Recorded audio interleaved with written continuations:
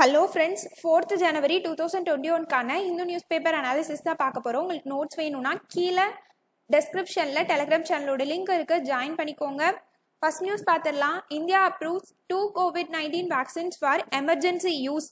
நம்மளோட drug regulator, அதாவது drug controller general of India, இவங்க தான் நம்மளோட கண்ட்ரியில் புதுசாக ஏதாவது வேக்சின் தயாரிச்சாலோ மருந்து தயாரிச்சாலோ அதை பீப்புளுக்கு யூஸ் பண்ணுறதுக்கு முன்னாடி அப்ரூவல் வந்து இவங்க தான் கொடுக்குறாங்க. இவங்க நம்மளோட ஹெல்த் மினிஸ்ட்ரிக்கு கீழே இருக்கிற ஒரு டிபார்ட்மெண்ட்டாக இருக்காங்க.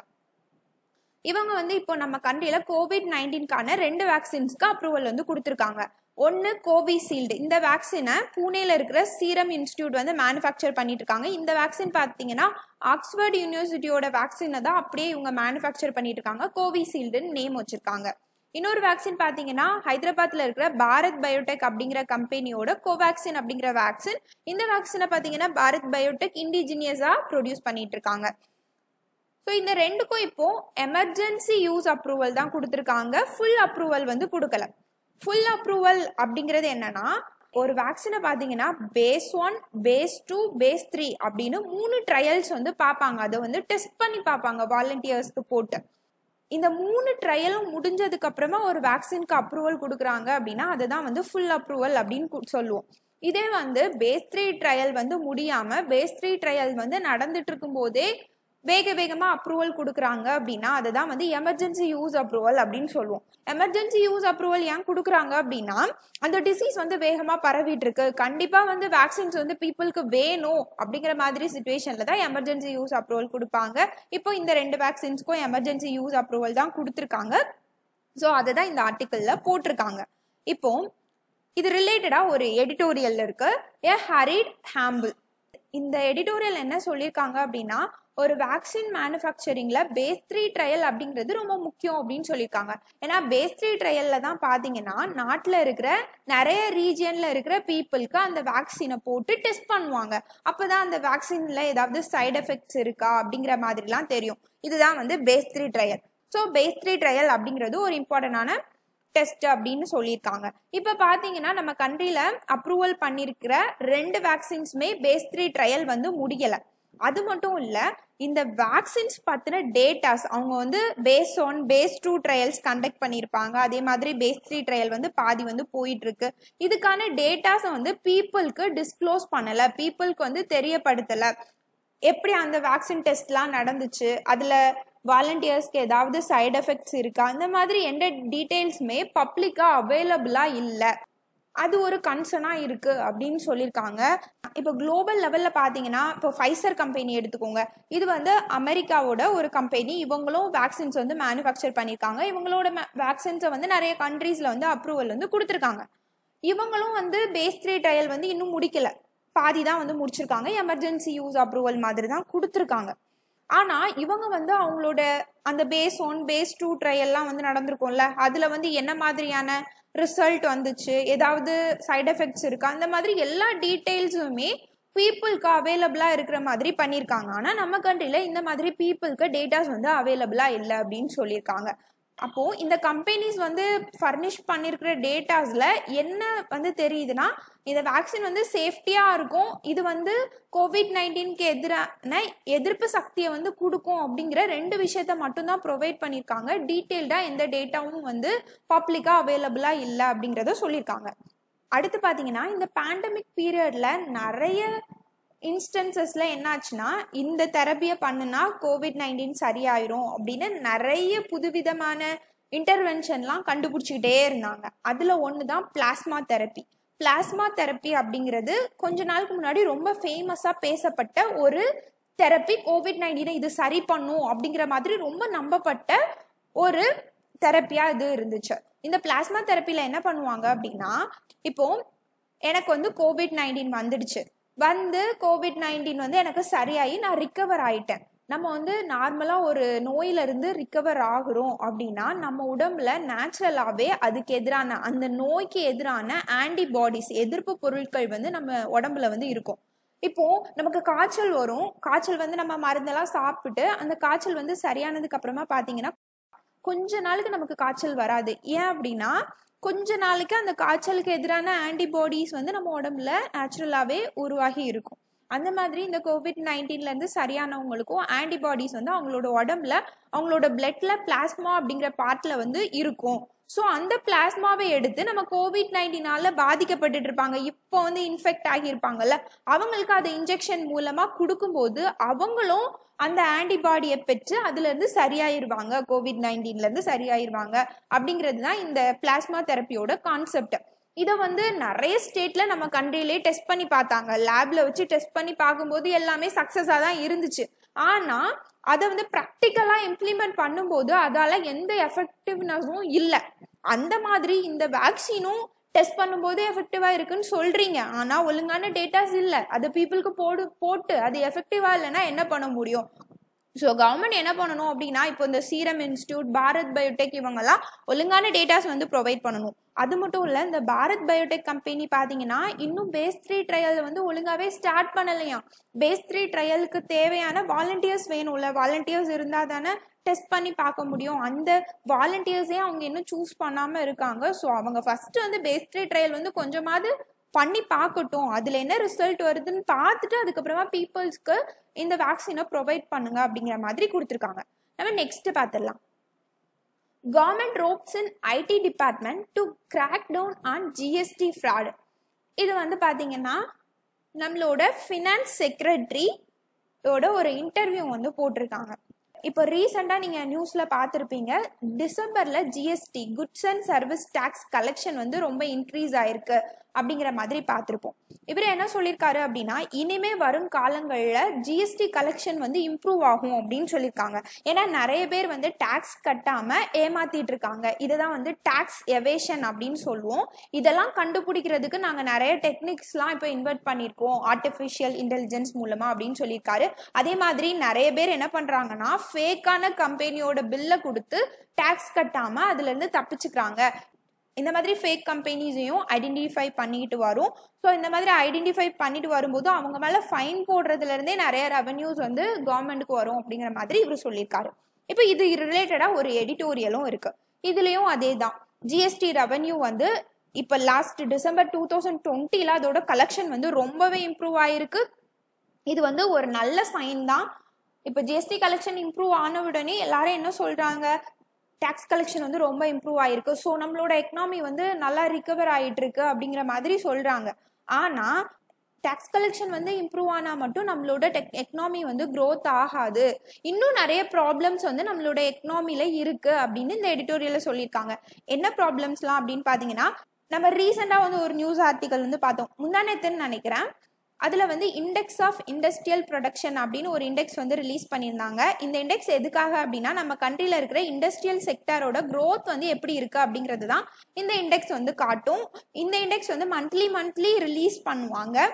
இந்த இண்டெக்ஸில் என்ன தெரிஞ்சிருக்குன்னா, நம்ம கண்ட்ரியில் இருக்கிற 8 கோர் செக்டார், சிமெண்ட், ஃபெர்டிலைசர், இந்த மாதிரி ஒரு 8 முக்கியமான இண்டஸ்ட்ரியல் செக்டார்ஸ் இருக்குது. இதோட க்ரோத் வந்து ரொம்ப கம்மியாக இருக்குது அப்படின்னு தெரிஞ்சிருக்கு. இதிலே பார்த்தீங்கன்னா சிமெண்ட் செக்டார், ஸ்டீல் செக்டார், இதோட வளர்ச்சியெல்லாம் ரொம்ப கம்மியாயிட்டே இருக்கு அப்படின்னு தெரிஞ்சிருக்கு.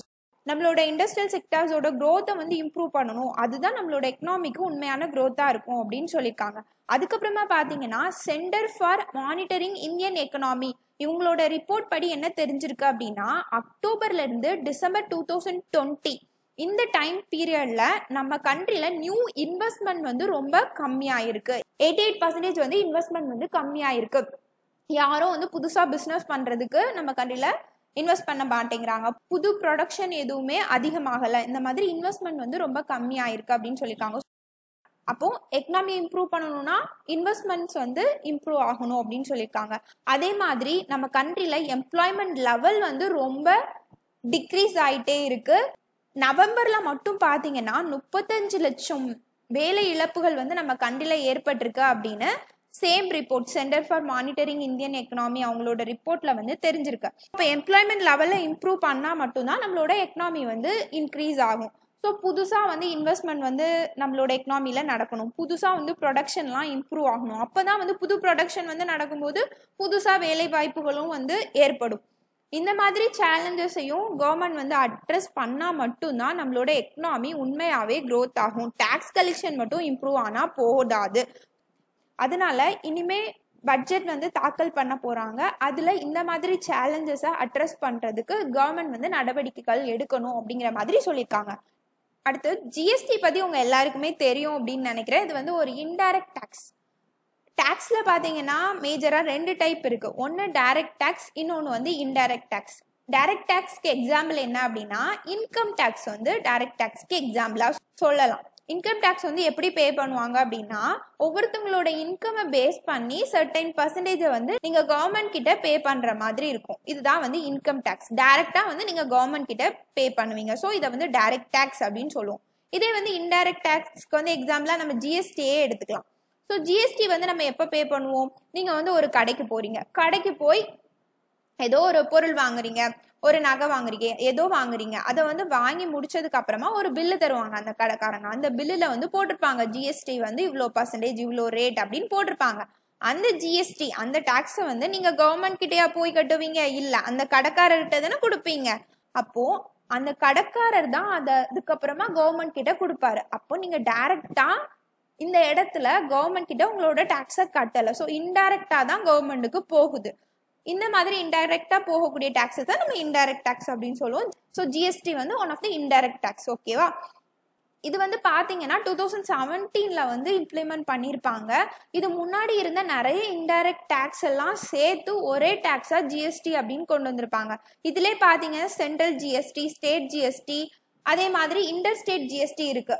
அதாவது ஸ்டேட்டுக்கு இடையில நடக்கக்கூடிய ட்ரேட் இதுலலாம் போடக்கூடிய டாக்ஸ் வந்து இன்டர் ஸ்டேட் ஜிஎஸ்டி அப்படின்னு சொல்லுவோம்.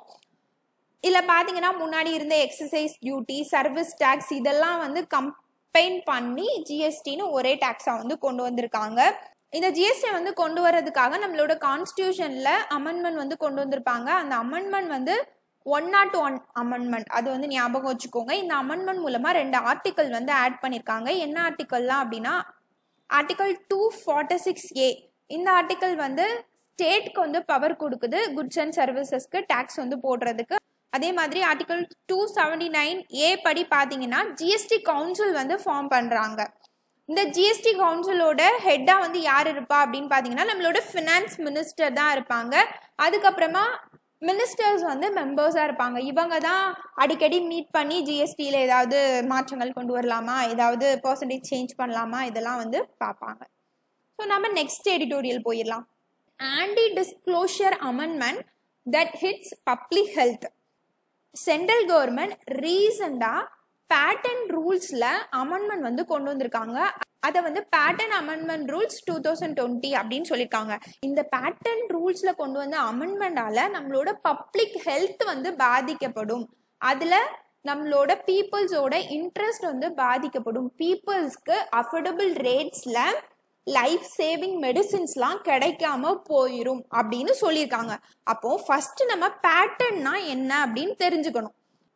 இப்போ ஒருத்தவங்க புதுசா ஒரு இன்வென்ஷன் வந்து பண்றாங்க, புதுசா ஒன்ன வந்து கண்டுபிடிக்கிறாங்க அப்படின்னா அவங்க அந்த கண்டுபிடிப்புக்கு கவர்மெண்ட் கிட்ட என்ன வாங்குவாங்கன்னா பேட்டர்ன் வாங்குவாங்க. அவங்க அந்த மாதிரி பேட்டர்ன் வாங்கிட்டாங்க அப்படின்னு வைங்களேன், அவங்க கண்டுபிடிச்சிருப்பாங்கல்ல அந்த பொருளை வேற யாருமே மேக் பண்ணக்கூடாது, செல் பண்ணக்கூடாது, யூஸ் பண்ணக்கூடாது. இந்த பேட்டன் வாங்கியிருப்பாங்கல்ல அவங்கள வந்து பேட்டன்டி அப்படின்னு சொல்லுவோம். அந்த பேட்டன்டியோட பர்மிஷன் இல்லாம யாருமே அவங்களோட கண்டுபிடிப்பை வந்து செல் பண்ணக்கூடாது, மேக் பண்ணக்கூடாது, யூஸ் பண்ணக்கூடாது. அவங்களுக்கு பேட்டன் ரைட் கிடைச்சிச்சு அப்படின்னா அந்த பேட்டன்டியோட பர்மிஷன் இருந்தா மட்டும்தான் அதை வந்து நம்மளால பண்ண முடியும். இந்த பேட்டன் ரைட்டை வந்து ஒரு certain period of time government வந்து கொடுப்பாங்க. இதை தான் வந்து பேட்டன் ரைட் அப்படின்னு சொல்லுவோம். இப்போ ஃபார் எக்ஸாம்பிள் எடுத்துக்கோங்க, இங்க வந்து பப்ளிக் ஹெல்த்தை பத்தியே பேசியிருக்கிறதுனால நம்ம மெடிசின் வச்சே இந்த எடிட்டோரியலை வந்து படிக்கலாம். இப்போ ஃபார் எக்ஸாம்பிள் எடுத்துக்கோங்க, ஒருத்தவங்க வந்து ஒரு புதுசா ஒரு மெடிசின் வந்து கண்டுபிடிச்சிருக்காங்க. கேன்சர் நோய்க்கு ஒரு மெடிசின் வந்து கண்டுபிடிச்சிருக்காங்க.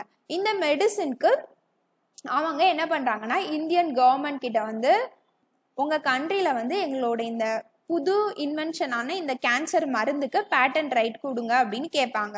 நம்மளோட இந்தியன் கவர்மெண்ட்டும் சரி நாங்க உங்களுக்கு வந்து பேட்டன் ரைட் வந்து தரோம் அப்படின்னு சொல்லுவாங்க. பேட்டன் ரைட் அப்படிங்கிறது ஒரு லிமிடெட் பீரியட் ஆஃப் டைம் தானே கொடுப்பாங்க.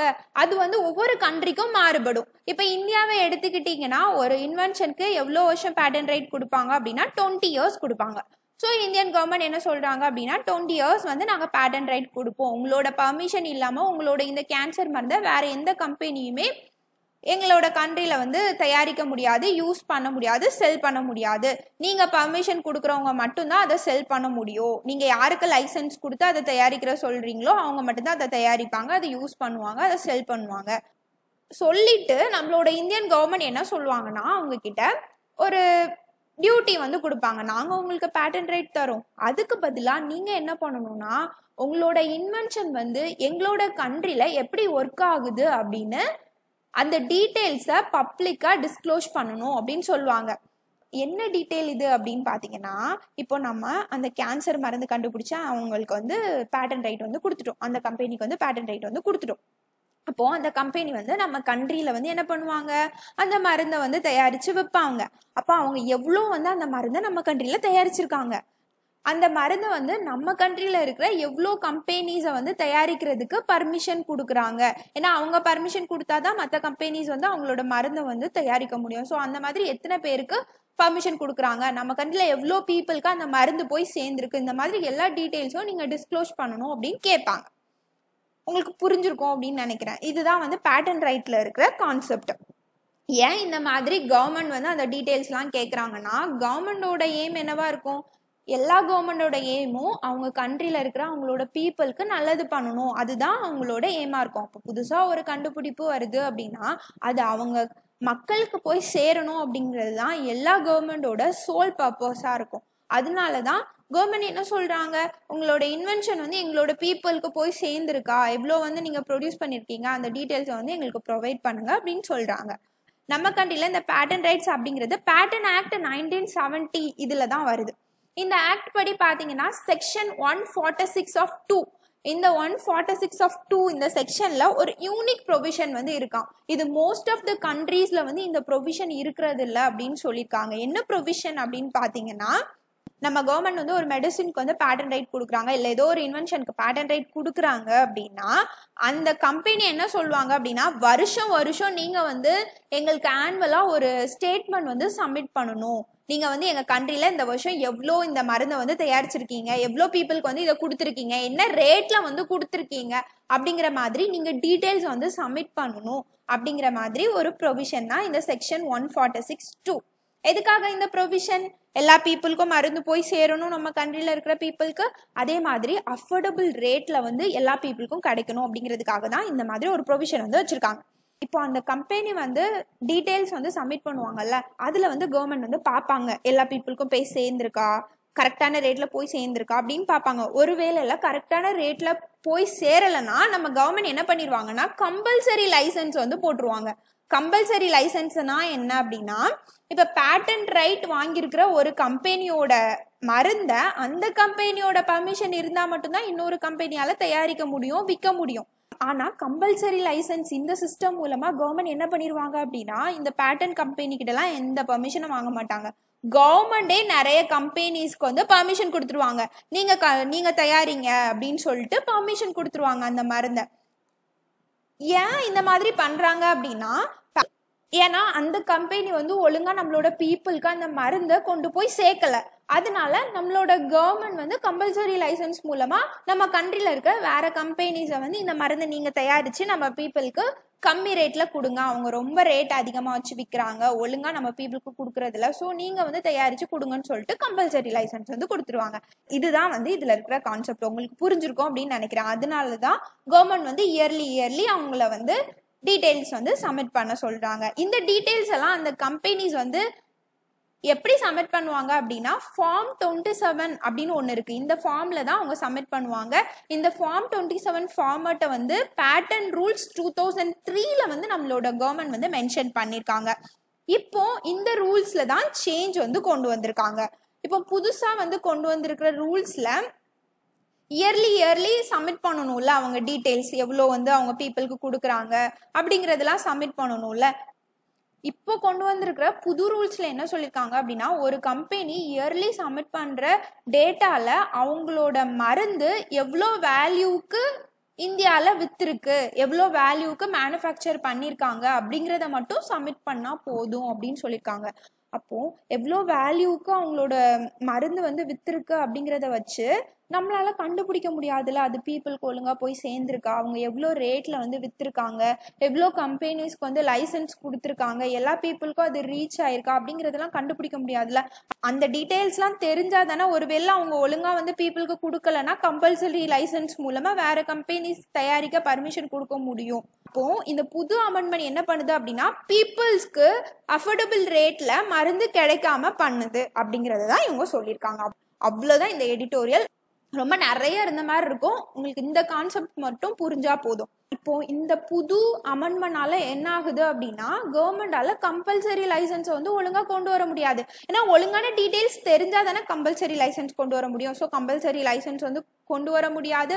இதனால பப்ளிக் இன்ட்ரெஸ்ட் தான் பாதிக்கப்படும். ஸோ பீப்புளுக்கு ஒழுங்கான மெடிசின்ஸ் வந்து அக்சசபிலிட்டி இருக்காது. ஸோ பப்ளிக் ஹெல்த் வந்து பாதிக்கப்படும் அப்படின்னு சொல்லியிருக்காங்க. அதனால தான் ஹெட்டிங்ல அவங்க எப்படி வச்சிருக்காங்க, an anti-disclosure amendment that hits public health. அப்போ எப்படி வந்து இந்த அமெண்ட்மெண்ட் வந்து பப்ளிக் ஹெல்த்தை வந்து பாதிக்குது அப்படின்னு உங்களுக்கு புரிஞ்சிருக்கும். அதுக்கப்புறமா ஒரு சுப்ரீம் கோர்ட் கேஸையும் இதில் கொடுத்துருக்காங்க. இதுக்கு முன்னாடியே 2015-2018 இந்த பேட்டர்ன் ரூல்ஸ் ரிலேட்டடாக பப்ளிக் இன்ட்ரெஸ்ட் லிட்டிகேஷன் வந்து நம்மளோட சுப்ரீம் கோர்ட்டில் வந்து ஃபைல் பண்ணியிருக்காங்க. அந்த கேஸில் சுப்ரீம் கோர்ட் என்ன சொல்லியிருக்காங்க அப்படின்னா கவர்மெண்ட் வந்து ஸ்ட்ரிக்டாக இருக்கணும், இந்த டீட்டெயில்ஸ் எல்லாம் இந்த பேட்டர்ன் வாங்குற கம்பெனிஸ் கிட்ட இருந்து கரெக்டாக வாங்கிக்கணும், அப்போ தான் பீப்புளுக்கு அந்த இன்வென்ஷன் வந்து போய் சேருதா, அஃபோர்டபுளாக போய் சேருதா அப்படிங்கிறது தெரியும் அப்படின்னு சுப்ரீம் கோர்ட் சொல்லியிருக்காங்க. ஆனால் புது அமெண்ட்மெண்ட்ல என்ன பண்ணியிருக்காங்க, அந்த டீட்டெயில்ஸ்லாம் ஒழுங்காக வாங்குறதுக்கான ப்ரொவிஷன் வந்து புது அமெண்ட்மெண்ட்ல இல்லை. ஸோ இது சுப்ரீம் கோர்ட் ஜட்மெண்ட்டையும் மீறுற மாதிரி இருக்கு. ஸோ கவர்மெண்ட் வந்து இதை ரீஎவல்யூவேட் பண்ணணும் அப்படிங்கிற மாதிரி சொல்லியிருக்காங்க. உங்களுக்கு புரிஞ்சிருக்கும் அப்படின்னு நினைக்கிறேன். ஸோ நெக்ஸ்ட் பார்க்கலாம். Don't ignore the woman farmers. நம்ம கண்ட்ரியில் ஃபார்மர் அப்படின்னாலே நமக்கு நம்மளோட இமேஜினேஷனில் ஒரு மேன் தான், ஒரு ஆண் தான் ஞாபகம் வருவாங்க. ஆனால் நம்ம கண்ட்ரியில் 73.2% ஆஃப் ரூரல் உமன் வந்து ஃபார்மிங் ஆக்டிவிட்டியில் இருக்காங்க. இது வந்து அக்ரிகல்ச்சர் சென்சஸில் வந்து தெரிஞ்சிருக்கு. 73.2% ரூரல் உமன்ஸ் வந்து விவசாய சார்ந்த வேலைகள் தான் பார்த்துட்டு இருக்காங்க. ஆனால் நமக்கு ஃபார்மர்னாலே யார் ஞாபகம் வருவாங்க, ஒரு ஆண் தான் ஞாபகம் வருவாங்க. இவ்வளோ பேர் வேலை பார்த்தாலும் 12.8% பேர் தான் சொந்தமாக நிலம் வச்சுருக்காங்களாம் உமன்ஸில். ஏன்னா நம்ம சொசைட்டி பார்த்தீங்கன்னா ஒரு பேட்ரியாட்ரிக்கல் சொசைட்டி. இப்போ அப்பா இருக்காங்க அப்படின்னா அவங்களோட சொத்து வந்து பொண்ணுக்கு போகாது, பையனுக்கு தானே போகும். அதே மாதிரி ஒரு சொத்து வாங்குறாங்க அப்படின்னா யாருமே அதிகமாக பொண்ணு பேரில் சொத்து எழுதவே மாட்டாங்க, எல்லாமே பையன் பேரில் தான் இருக்கும். So patriarchal society. இதனால கூட உமன்ஸ்க்கு வந்து லேண்ட் ஓனர்ஷிப் அப்படிங்கிறது கிடைக்கிறதுல. இன்னொரு ரிப்போர்ட், இந்த இந்தியா ஹியூமன் டெவலப்மெண்ட் சர்வே, இந்த சர்வேல என்ன தெரிஞ்சிருக்கு அப்படின்னா 83% ஆஃப் அக்ரிகல்ச்சர் லேண்ட் வந்து யார் ஓனர்ஷிப்பில் இருக்குன்னா மேல் மெம்பர்ஸோட, ஒரு ஃபேமிலியில் இருக்கிற மேல் மெம்பர்ஸோட ஓனர்ஷிப்பில் தான் இருக்கு. லெஸ் தென் 2% ஆஃப் லேண்ட்ஸ் தான் உமன்ஸ் பேரில் வந்து இருக்கு. இந்த மாதிரி தான் இருக்கு. அது மட்டும் இல்லை, நம்ம கண்ட்ரியில் இந்த மாதிரி அக்ரிகல்ச்சர் லேபர்ஸாக இருக்கிற உமன்ஸில் 81% ஆஃப் உமன்ஸ் வந்து schedule caste, schedule tribe, backward கிளாஸஸில் உள்ளவங்களா தான் இருக்காங்க. ஸோ நம்ம கண்ட்ரியில் கல்ச்சுரல், சோஷியல், ரிலீஜியஸ் ஃபோர்ஸஸால் உமன்ஸ்க்கு வந்து ஓனர்ஷிப் அப்படிங்கிறது கொடுக்கறது கிடையாது. இப்போ சோஷியல் அப்படின்னு எடுத்துக்கிட்டிங்கன்னா நான் சொன்னேன்ல, நம்ம சொசைட்டி வந்து பேட்ரியாரிக்கல் சொசைட்டி, அதாவது தந்தை வழி சமூகம் அப்படின்னு சொல்லுவோம். தந்தை வழியாக தான் சொத்து வந்து போகும். அதே மாதிரி நிறைய ரிலீஜியஸ் ஃபேக்டர்ஸ் இதுலேயும் வந்து உமன்ஸ்க்கு வந்து ஓனர்ஷிப் அப்படிங்கிறது கொடுக்கறதில்ல அப்படின்னு சொல்லியிருக்காங்க. இந்த மாதிரி உமன்ஸ்க்கு வந்து ஓனர்ஷிப் இல்லாததுனால ஃபார்மர்ஸ் அப்படிங்கிற டெஃபினிஷன்லேருந்து நம்ம வந்து உமன்ஸை அப்படியே ஒதுக்கி வச்சுருக்கோம் அப்படின்னு சொல்லியிருக்காங்க. கவர்மெண்ட்டும் இதை கண்டுக்கிறதுல, கவர்மெண்ட்டும் உமன்ஸை வந்து கல்டிவேட்டர்ஸ்னு சொல்கிறாங்க, அக்ரிகல்ச்சர் லேபர்ஸ்னு சொல்கிறாங்க. ஆனால் கவர்மெண்ட்டும் அவங்கள வந்து ஃபார்மர்ஸ் அப்படின்னு ரெகக்னைஸ் பண்ணுறதில்ல அப்படின்னு சொல்லியிருக்காங்க. இந்த மாதிரி உமன்ஸை ஃபார்மர்ஸ் அப்படின்னு நம்ம ரெகக்னைஸ் பண்ணாததுனால என்ன ஆகுதுன்னா அவங்களுக்கு கவர்மெண்ட் ஸ்கீம்ஸோட பெனிஃபிட்ஸ் வந்து கிடைக்கிறதில்ல. ஏன்னா கவர்மெண்ட் வந்து அக்ரிகல்ச்சருக்கு நிறையா லோன்ஸ் கொடுக்குறாங்க, நிறைய இன்சூரன்ஸ் கொடுக்குறாங்க, அதுக்கப்புறமா லோன் வாங்கினதெல்லாம் தள்ளுபடி பண்ணுறாங்க. இதெல்லாம் வந்து உமன் ஃபார்மர்ஸ்க்கு கிடைக்கிறது இல்லை. ஏன்னா உமன்ஸ் தான் ஃபார்மர்ஸாகவே ரெகக்னைஸ் பண்ணலையே, வேற எப்படி அவங்களுக்கு கிடைக்கும், அதுதான் சொல்லியிருக்காங்க. ஃபார்மர்ஸ் வந்து சூசைட் பண்ணிக்கிறாங்க அப்படின்னா அவங்க ஃபேமிலிக்கு வந்து கம்பன்சேஷன் வந்து கொடுப்பாங்க. இப்போது உமன்ஸும் நிறைய பேர் ஃபார்மர்ஸாக இருக்காங்க, அவங்க வந்து சூசைட் பண்ணிக்கிறாங்க இந்த மாதிரி அக்ரிகல்ச்சரில் லாபம் கிடைக்கலன்னு சூசைட் பண்ணிக்கிறாங்க அப்படின்னா அவங்க ஃபேமிலிக்கு எந்த கம்பன்சேஷனும் கிடைக்கிறதே இல்லை. ஏன்னா அவங்கள தான் நம்ம ரெகக்னைஸே பண்ணலையே, அதை தான் சொல்லியிருக்காங்க. அடுத்து மகிழா கிசான் அதிகார் மஞ்ச் அப்படின்னு ஒரு ஆர்கனைசேஷன் இருக்கு. இந்த ஆர்கனைசேஷன் எதுக்காக அப்படின்னு பார்த்தீங்கன்னா, இந்த மாதிரி உமன் ஃபார்மர்ஸ் இருக்காங்கல்ல, இவங்களோட ரைட்ஸை வந்து ப்ரொடெக்ட் பண்ணுறதுக்காக தான் இந்த ஆர்கனைசேஷன் வந்து அவங்களோட வாய்ஸை வந்து கொடுத்துட்டு இருக்காங்க. இவங்களும் என்ன சொல்கிறாங்க அப்படின்னா, உமன்ஸ்க்கு வந்து லேண்ட், வாட்டர், ஃபாரஸ்ட் இந்த எந்த ரிசோர்ஸ்லையுமே ஈக்குவல் அக்சஸ் ஆஃப் ரைட் வந்து கிடைக்கிறது இல்லை அப்படின்னு சொல்லியிருக்காங்க. உண்மையாக பார்த்தீங்கன்னா இந்த அக்ரிகல்ச்சர் செக்டாருக்கு மேஜர் கான்ட்ரிபியூஷன் கொடுக்கறதே உமன்ஸ் தான். ஏன்னா நம்ம பார்த்தோம், மேஜராக 73.2% ஆஃப் ரூரல் உமன் எதில் தான் இருக்காங்க, இந்த அக்ரிகல்ச்சரில் தான் வேலை பார்த்துட்டு இருக்காங்க. அவங்களுக்கு வந்து ரெகக்னேஷன் கொடுக்காததுனால அவங்க வந்து ரொம்ப வல்னரபிளாக தான் இருக்காங்க அப்படின்னு சொல்லியிருக்காங்க. இப்போ இவங்களோட நிலைமையை இன்னும் மோசமாக்குற மாதிரி இந்த ஃபார்முலாஸ் வந்து இருக்கு அப்படின்னு சொல்லியிருக்காங்க. இந்த ஃபார்முலாஸ்னால இன்னுமே வந்து இந்த அக்ரிகல்ச்சர் செக்டார்ல ஜெண்டர் இன்இக்வாலிட்டி அதிகமாகும் அப்படின்னு சொல்லியிருக்காங்க. இப்போ ஃபார்மர்ஸ்லாம் ரீசெண்டாக வந்து ஃபார்முலாஸை எதிர்த்து போராடிட்டு இருக்காங்க. ஏன்னா இந்த ஃபார்முலாஸ்லால பிரைவேட் செக்டார்ஸ் வந்து ஃபார்மர்ஸை வந்து எக்ஸ்ப்ளாய்ட் பண்ணிடுவாங்க, பிரைவேட் மார்க்கெட்ஸை வந்து அலோவ் பண்ணுற மாதிரி இருக்குது இந்த ஃபார்முலாஸ். அதனால பிரைவேட் மார்க்கெட் வந்துச்சு அப்படின்னா இந்த கார்பரேட் கம்பெனிஸ், பிரைவேட் பிளேயர்ஸ் இவங்கெல்லாம் ஃபார்மர்ஸை வந்து எக்ஸ்ப்ளாய்ட் பண்ணிடுவாங்க அப்படிங்கிற மாதிரி தான் போராட்டங்கள் வந்து நடந்துட்டு இருக்கு.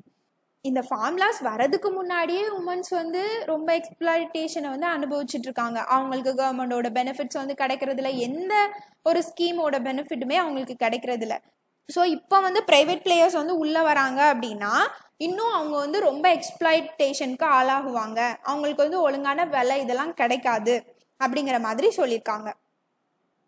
ஃபார்மர்ஸோட மேஜரான கன்சர்னே என்ன அப்படின்னா, அக்ரிகல்ச்சரில் இந்த மாதிரி ப்ரைவேட் பிளேயர்ஸ் வரும்போது ஃபார்மர்ஸ்க்கு பார்கெனிங் பவர் இருக்காது, அவங்க ஒழுங்கான விலையை கேட்டு வாங்க முடியாது. ஏன்னா கார்பரேட் கம்பெனிஸ்லாம் ரொம்ப பெரிய பெரிய கம்பெனிஸாக இருப்பாங்க, அவங்க முன்னாடி குட்டி குட்டி ஃபார்மர்ஸால் அவங்களுக்கு ஏற்ற விலையை வாதாடி வாங்க முடியாது அப்படிங்கிறது தான் ஒரு கன்சர்னாக இருக்குது.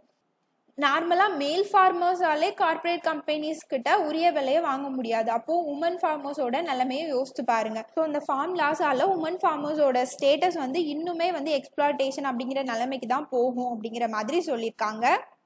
அடுத்து FSSAI slashes limit for trans fat levels in foods. Food safety and standards authority of India அவங்க புதுசாக ஒரு ரெகுலேஷன் வந்து கொடுத்துருக்காங்க. ஆயில்ஸ் அண்ட் ஃபேட்ஸ் இதில் இருக்கக்கூடிய டிரான்ஸ் ஃபேட்டி ஆசிட்ஸ் அப்படிங்கிற கண்டென்ட் வந்து 2021 3% தான் இருக்கணும், 2022 2% தான் இருக்கணும் அப்படின்னு சொல்லியிருக்காங்க. இதுக்கு முன்னாடி இந்த டிரான்ஸ் ஃபேட்டி ஆசிட்ஸ் வந்து 5% இருக்கலாம் அப்படின்னு பெர்மிஷன் கொடுத்துருந்தாங்க. இப்போ புதுசாக கொண்டு வந்திருக்க ரெகுலேஷனில் அவங்க என்ன சொல்லியிருக்காங்க அப்படின்னா, அது வந்து 2021 3% தான் இருக்கணும் அப்படின்னு சொல்லியிருக்காங்க. இந்த டிரான்ஸ் ஃபேட்டி ஆசிட்ஸ் ரெகுலேஷன் வந்து எந்த பொருட்களுக்கெல்லாம் அப்ளிகபிள் அப்படின்னு பார்த்தீங்கன்னா, edible refined oils, sunflower oil இதெல்லாம், இந்த ஆயிலெல்லாம் இந்த டிரான்ஸ் ஃபேட்டி ஆசிட்ஸ் வந்து 3% இருக்க மாதிரி தான் அந்த கம்பெனிஸ் வந்து என்ன பண்ணணும், தயாரிக்கணும் அப்படின்னு சொல்லியிருக்காங்க. அதுக்கப்புறமா வனஸ்பதி, மாஜரின் அப்படிங்கிறது என்ன அப்படின்னு பார்த்தீங்கன்னா, பிரெட்டிலெல்லாம் மேலே தடவுவோம்ல, பட்டர் மாதிரியே இருக்கும், அதுதான் வந்து இந்த மாஜரின். அதுக்கப்புறமா பேக்கரி ஷார்டனிங், வெஜிடபிள் ஃபேட் ஸ்ப்ரெட்னாலும் அதுதான், அந்த பிரெட் மேலே தடவுறது, இந்த பர்கரு பீஸா அது மேலெலாம் தடவுவாங்கல்ல அதுதான். இதுலலாம் வந்து இந்த டிரான்ஸ் ஃபேட்டி ஆசிட்ஸ் வந்து 3% தான் இருக்கணும் அப்படின்னு சொல்லியிருக்காங்க. ஃபர்ஸ்ட் இந்த டிரான்ஸ் ஃபேட்டி ஆசிட்ஸ் அப்படின்னா என்ன அப்படின்னு பார்க்கலாம். இதை வந்து டிரான்ஸ் ஃபேட்ஸ் அப்படின்னு சொல்லுவோம். இது வந்து ஒரு ஹார்ம்ஃபுல் ஃபேட் அப்படின்னு சொல்லியிருக்காங்க. இதை வந்து எடுத்துக்கிறதுனால நம்மளோட உடம்புல ரொம்ப அட்வர்ஸ் இம்பேக்ட்ஸ்லாம் ஏற்படும் அப்படின்னு சொல்லியிருக்காங்க. இந்த டிரான்ஸ் ஃபேட்டி ஆசிட்ஸ் பார்த்தீங்கன்னா நேச்சுரலாகவும் அவைலபிளாக இருக்குது நம்மளோட ஃபுட்ஸில். அதே மாதிரி இதை வந்து ஆர்டிஃபிஷியலாக தான் அதிகமாக உருவாக்குறாங்க அப்படின்னு சொல்லியிருக்காங்க. இந்த டிரான்ஸ் ஃபேட்டி ஆசிட்ஸை வந்து எப்படி உருவாக்குறாங்க அப்படின்னா, ஹைட்ரஜனை வந்து ஆயில் கூட ரியாக்ட் பண்ண வைக்கிறாங்க. இந்த மாதிரி ரியாக்ட் பண்ணும்போது தான் இந்த டிரான்ஸ் ஃபேட்டி ஆசிட்ஸ் அப்படிங்கிறது வந்து உருவாகுது அப்படின்னு சொல்லியிருக்காங்க. இந்த டிரான்ஸ் ஃபேட்டி ஆசிட்ஸ் பார்த்தீங்கன்னா பார்க்குறதுக்கு சுத்தமான நெய் மாதிரியும் பட்டர் மாதிரியும் இருக்கும். இந்த மார்ஜரின் பாருங்க அப்படியே பட்டர் மாதிரியே இருக்கா, இந்த மாதிரி தான் அந்த டிரான்ஸ் ஃபேட்டி ஆசிட்ஸ் வந்து இருக்கும் அப்படின்னு சொல்லியிருக்காங்க. இது வந்து அதிகமாக வனஸ்பதி, எடிபிள் வெஜிடபிள் ஆயில்ஸ் இதுலலாம் காணப்படுது அப்படின்னு சொல்லியிருக்காங்க. நேச்சுரலாக இந்த டிரான்ஸ் ஃபேட்டி ஆசிட்ஸ் எந்த பொருட்களில் காணப்படுது அப்படின்னு பார்த்தீங்கன்னா மீட்ஸில் வந்து இருக்குது, இறைச்சியில் இருக்குது. அதுக்கப்புறமா டெய்ரி ப்ராடக்ட்ஸ், பால், இந்த பட்டரு இதுலலாம் இந்த டிரான்ஸ் ஃபேட்டி ஆசிட்ஸ் வந்து இருக்குது. ஆனால் கம்மி அமௌண்ட்டில் தான் இருக்கும். நேச்சுரலாக ஆர்டிஃபிஷியலாக தான் இதை அதிகமாக உருவாக்கிட்டு இருக்காங்க. இந்த டிரான்ஸ் ஃபேட்ஸை நம்ம அதிகமாக எடுத்துக்கும் போது நமக்கு ஹார்ட் அட்டாக் வர்றதுக்கு அதிகமான வாய்ப்பு இருக்குது. அது மட்டும் இல்லை, ஹார்ட் டிசீஸால நம்ம இறந்து போறதுக்கு கூட வாய்ப்பு இருக்கு. வேர்ல்ட் ஹெல்த் ஆர்கனைசேஷன் என்ன சொல்லியிருக்காங்க அப்படின்னா, இயர்லி உலகம் ஃபுல்லா 5.4 லட்சம் மக்கள் வந்து இந்த டிரான்ஸ் ஃபேட்டி ஆசிட்ஸை எடுத்துக்கிறதுனால இறந்து போறாங்க அப்படின்னு சொல்லியிருக்காங்க. ஸோ இந்த டிரான்ஸ் ஃபேட்டி ஆசிடை வந்து நம்ம உலகத்துல இருந்தே 2023க்குள்ள அழிக்கணும் அப்படின்னு அவங்க சொல்லியிருக்காங்க. அதனாலதான் நம்மளோட ஃபுட் சேஃப்டி அண்ட் ஸ்டாண்டர்ட்ஸ் அத்தாரிட்டியும் இதை கொஞ்சம் கொஞ்சமா நம்மளோட உணவுப் பொருட்கள்ல இருந்து குறைச்சிட்டு வந்துட்டு இருக்காங்க. 2011ல FSSAI வந்து 10% டிரான்ஸ் ஃபேட்டி ஆசிட்ஸ் வந்து இருக்கலாம் ஆயிலெல்லாம் அப்படின்னு சொல்லியிருப்பாங்க. அதுக்கப்புறமா 2015ல இதை 5% ஆக்கியிருப்பாங்க. இப்போ 3% ஆக்கியிருக்காங்க. இப்போ பாத்தீங்கன்னா இந்த COVID-19 பீரியட்ல நான் கம்யூனிகபிள் டிசீஸோட பர்டன் வந்து ரொம்ப இன்க்ரீஸ் ஆயிருக்கான். அதாவது இப்போ ஃபார் எக்ஸாம்பிள் எடுத்துக்கோங்க, எனக்கு ஹார்ட்ல ப்ராப்ளம் இருக்கு அப்படின்னு வச்சுக்கோங்க.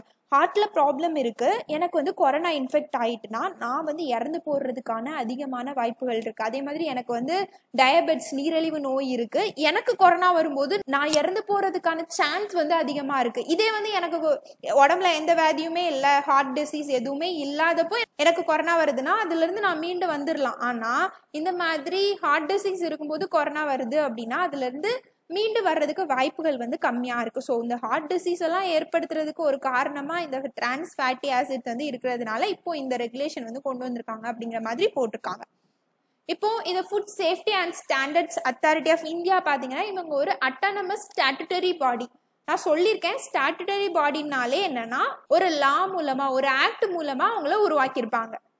ஸ்டாட்டுட்டரி அப்படின்னா மீனிங் என்னன்னா லா, ஆக்ட் அப்படின்னா மீனிங். அப்போ இவங்களை வந்து எந்த ஆக்ட் மூலமா உருவாக்கியிருக்காங்க அப்படின்னா food safety and standards act 2006 இது மூலமா தான் இவங்களை உருவாக்கியிருக்காங்க.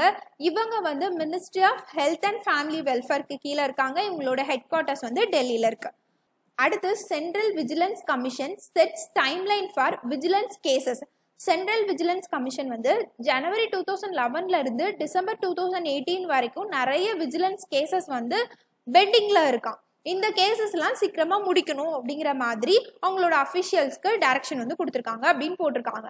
இந்த சென்ட்ரல் விஜிலன்ஸ் கமிஷன் பத்தி நீங்க பாத்துக்கோங்க. இந்த சென்ட்ரல் விஜிலன்ஸ் கமிஷன் பத்தி நீங்க டைம் இருக்கும்போது என்ன பண்றீங்க அப்படின்னா லக்ஷ்மிகாந்த் புக்ல 59th லெசன்ல இருக்கும், இம்பார்ட்டன்ட் பாடிஸ் பாலிட்டியில வந்து வரும். இதை வந்து ரீட் பண்ணிக்கோங்க. நம்ம லைட்டா வந்து இந்த சென்ட்ரல் விஜிலன்ஸ் கமிஷன் பத்தி பார்க்கலாம். இவங்களை வந்து எப்போ ஃபார்ம் பண்ணியிருக்காங்க அப்படின்னு பாத்தீங்கன்னா 1964ல ஃபார்ம் பண்ணியிருக்காங்க. சந்தானம் கமிட்டி அப்படிங்கிற ஒரு கமிட்டியோட ரெக்கமெண்டேஷன் படி தான் இந்த சென்ட்ரல் விஜிலன்ஸ் கமிஷனை வந்து ஃபார்ம் பண்ணியிருக்காங்க. ஃபர்ஸ்ட் ஃபார்ம் பண்ணும்போது இதை வந்து ஒரு கவர்மெண்ட் ஆர்டர் மூலமா தான் ஃபார்ம் பண்ணியிருக்காங்க. அதுக்கப்புறமா 2003ல தான் இந்த சென்ட்ரல் விஜிலன்ஸ் கமிஷனுக்கு ஸ்டாட்டுட்டரி ஸ்டேட்டஸ் வந்து கொடுத்துருக்காங்க. ஸ்டாட்டுட்டரி ஸ்டேட்டஸ்னா என்னது, ஒரு ஆக்ட் வந்து உருவாக்கியிருக்காங்க அவங்களுக்காக. என்ன ஆக்ட் அப்படின்னா CVC ஆக்ட் 2003. ஓகேவா? இவங்க வந்து இவங்களோட ரிப்போர்ட்ஸ் வந்து பிரசிடென்ட் ஆஃப் இந்தியா கிட்ட சப்மிட் பண்றாங்க. இவங்க வந்து ஒரு அட்டானமஸ் பாடி, இவங்க எந்த ஒரு மினிஸ்ட்ரிக்கு கீழேயும் வர மாட்டாங்க. இவங்க வந்து ஒன்லி ரெஸ்பான்சிபிள் டு பார்லிமெண்ட். இப்போ நம்ம பார்த்தோம் FSSAI வந்து எந்த மினிஸ்ட்ரிக்கு கீழே இருக்காங்க, ஹெல்த் அண்ட் ஃபேமிலி வெல்ஃபேர். அதே மாதிரி CVC வந்து எந்த மினிஸ்ட்ரிக்கு கீழேயும் இருக்க மாட்டாங்க, இவங்க பார்லிமெண்ட்டுக்கு மட்டும்தான் ரெஸ்பான்சிபிள். இந்த சென்ட்ரல் விஜிலன்ஸ் கமிஷன்ல பாத்தீங்கன்னா ஒரு சென்ட்ரல் விஜிலன்ஸ் கமிஷனர் இருக்காரு, அதுக்கப்புறமா 2 விஜிலன்ஸ் கமிஷனர்ஸ் வந்து இருக்காங்க. இவங்களை வந்து யார் அப்பாயிண்ட் பண்றா அப்படின்னா பிரசிடென்ட் தான் அப்பாயிண்ட் பண்றாரு. யாரோட ரெக்கமெண்டேஷனுக்கு கீழே அப்படின்னு பாத்தீங்கன்னா prime minister, union home minister, அதுக்கப்புறமா leader of opposition in Lok Sabha இவங்கெல்லாம் சேர்ந்து தான் ரெக்கமெண்ட் பண்றாங்க. இவங்களோட டேம் பாத்தீங்கன்னா 4 years, ஏஜ் லிமிட் வந்து 65 years வரைக்கும் இருக்கு. இவங்களை வந்து யாரு ரிமூவ் பண்றாங்க அப்படின்னு பாத்தீங்கன்னா பிரசிடென்ட் தான் ரிமூவ் பண்ணுவாங்க. இந்த பாலிட்டியில பாத்தீங்கன்னா ஒரு விஷயம் ஞாபகம் வச்சுக்கோங்க, ஒரு தங்களை யார் அப்பாயிண்ட் பண்றாங்களோ அவங்க தான் அவங்களை ரிமூவும் பண்ணுவாங்க. ஓகேவா? அது வந்து நிறைய இடத்துல அதே தான் வரும். ஸோ பிரசிடென்ட் அப்பாயிண்ட் பண்றாரு அப்படின்னா பிரசிடென்ட் தான் ரிமூவும் பண்ணுவார். எப்போ வந்து பிரசிடென்ட் ரிமூவ் பண்ணுவாங்க அப்படின்னா அவங்க வந்து மிஸ்பிஹேவ் பண்றாங்க, அவங்க வந்து இன்கெப்பாசிட்டியாக இருக்காங்க அப்படின்னு சுப்ரீம் கோர்ட் வந்து முடிவு பண்ணிட்டாங்க, ப்ரூவ் பண்ணிட்டாங்க அப்படின்னா அவங்கள வந்து ரிமூவ் பண்ணுறாங்க. இப்போ இவங்களோட ஃபங்க்ஷன் என்ன அப்படின்னு பார்க்கணும்ல. இவங்களோட மெயின் பர்பஸே என்ன அப்படின்னு பார்த்தீங்கன்னா, கவர்மெண்ட் செக்டாரில் இருக்கிற கரப்ஷனை வந்து ப்ரிவென்ட் பண்ணுறது, அது சம்மந்தமான இஷ்யூஸை வந்து அட்ரஸ் பண்ணுறது, இதுதான் இவங்களோட ஃபங்க்ஷனாக இருக்குது. அது மட்டும் இல்லை, இவங்க வந்து கவர்மெண்ட்க்கு சம்டைம்ஸ் வந்து அட்வைஸும் கொடுக்குறாங்க. கவர்மெண்ட் வந்து ஏதாவது ஒரு விஷயத்தில் அவங்கக்கிட்ட அட்வைஸ் கேட்குறாங்க அப்படின்னா அதுக்கு அட்வைசஸும் இந்த விஜிலன்ஸ் கமிஷன் வந்து கொடுக்குறாங்க. நீங்கள் வந்து டைம் இருக்கும்போது என்ன பண்ணுறீங்க அப்படின்னா லக்ஷ்மிகாந்த் புக்கில் இந்த சிவிசி பற்றி ரீட் பண்ணிக்கோங்க. ஒரு 2 பேஜ் தான் இருக்கும். சும்மா எப்போது ஃப்ரீயாக இருக்கும்போது ரீட் பண்ணுங்கள். இன்னைக்கு நியூஸ் அவ்வளோதான் ஃப்ரெண்ட்ஸ். நம்ம நாளைக்கு பார்க்கலாம். Thank you so much.